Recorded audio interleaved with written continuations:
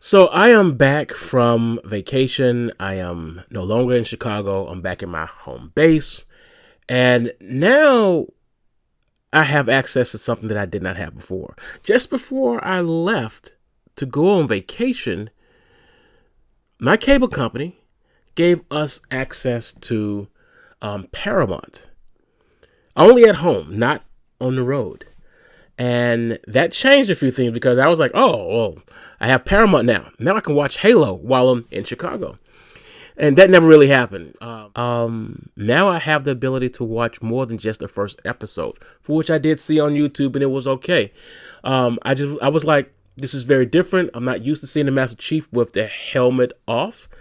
This is an interesting enterprise, but you know, I don't think you guys know that I actually have played nearly all of the Halos. The only ones I haven't played are the board game ones. When you have that board or whatever, I don't see me playing that. But let me tell you what my favorite Halo is. My favorite Halo is always going to be Halo Reach. I have played Halo Reach and put many, many hours into it. The very first time I played Halo Reach, I was like, this is a good game. And you start off as the rookie, you're not as the Master Chief. I am so sorry. The best Halo games, in my opinion, do not include the Master Chief as being the main part of the game. The best part is the extras. That's, to me, with Halo, it's really about what was happening in the universe. Halo is so very different from every video game I've ever played because Halo is one of those few things that actually has a freaking encyclopedia. Where is it? Where is it? Is that it right there? Nope, that one says Ghost in the Shell. That's the Halo 4 book. What are we looking for? What are we looking for? Oh, there it is. There it is. When I play a video game, what happens is sometimes I will throw money at it. You see that? It's a fat book. See that? It's a fat book. This fat book here is all about how to play the game, what all the weapons are. This is a good book. This is Halo 4 Official Game Guide. Okay? Did you need it to play it? Hell no. I just bought it because I liked it. Not many video games do this here. This is an actual encyclopedia. Okay? You see that? That's an encyclopedia. This is a thick book too, not as thick as the other one, but this is going to break down what everything is, what all the characters are. Is that my dog? This is my dog? Yeah, well, this is about a Spartan, not exactly a specific Spartan, but this really and truly breaks everything down into pieces, as it should. There's a lot of artwork in there too. Look, I'm a really big Halo fan. Halo Reach, I think I already did. It was so beautiful. You got a chance to see farmers trying to protect their land, the animals. You got a chance to see what the evil aliens, or misguided aliens in some cases, were trying to do. They wanted to burn the entire planet. And then we found, it's too much to go into details. How much time we got? We're like halfway there before we got to stop talking. Halo Reach became one of those video games where I picked up little tiny pieces of it, little bits of inspiration. Like this is one time where these guys, they're cornered. And you can see, they're already expired, but they were cornered into one position, and it looks like they just was trapped on the end of a wall, at the end of a hallway or whatever. And the main guy says, no, these guys were committed to the position. They didn't just go down this aisle here or whatever and get jammed. These guys were committed to the position. They're holding their ground for something. And I was like, whoa, committed to the position. I like that term. And it was heart-wrenching when I'm playing the game and Cat gets killed. I remember having the joystick in my hand and just screaming, no! Because it was so unexpected. She got clapped in mid-sentence. It was so horrible. I emotionally felt something for that game. And what that game was all about, the rookie joining the team, and they told him straight up, you cannot be doing that lone wolf stuff when you join us. You have to be a team player.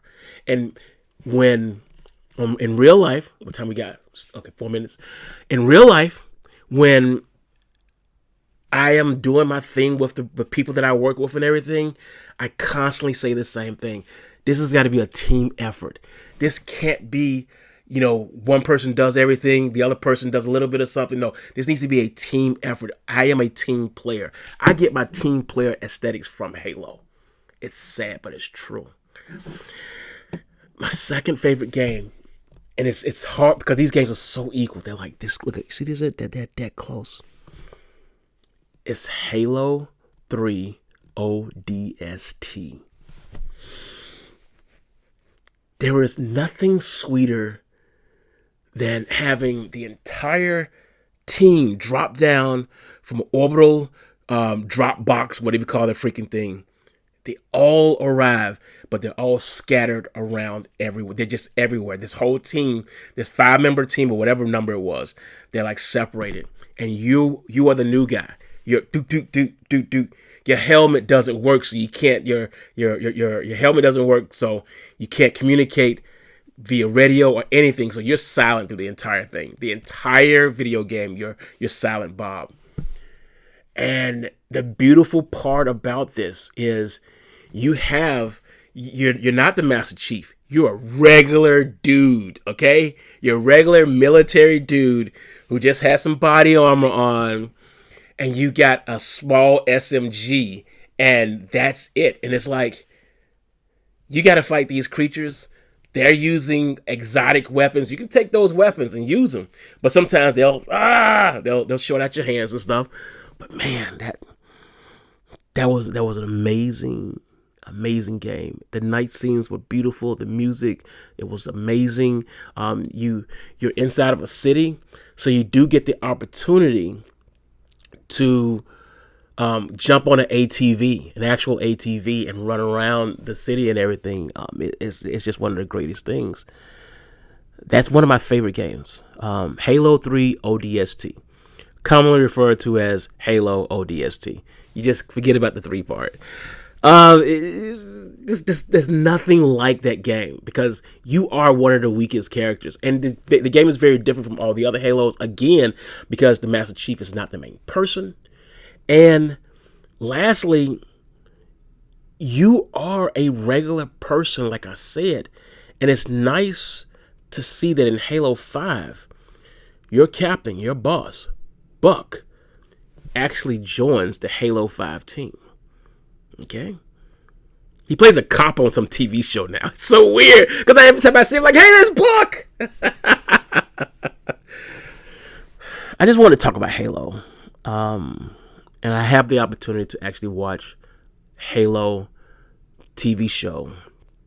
And I think this is the part where I was supposed to mention that I did see the Halo 4 miniature movie or something like that. And I wanted so much from that mini movie that I didn't get the rest of the story. I wanted to see all of the characters with their helmets off. I wanted to see them, their struggle, their fight, their everything. And I still remember when the one girl takes off her helmet. And when she takes off her helmet, you realize that it's not an older woman. This is like a late teenager, early 20-something person. And she's got scars on her face. Her eyes look dead.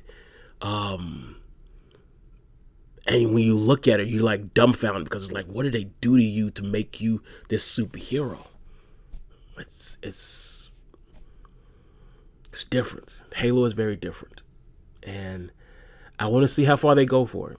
How far do they go? Do they get into the kidnapping, the modifications? How tall are they?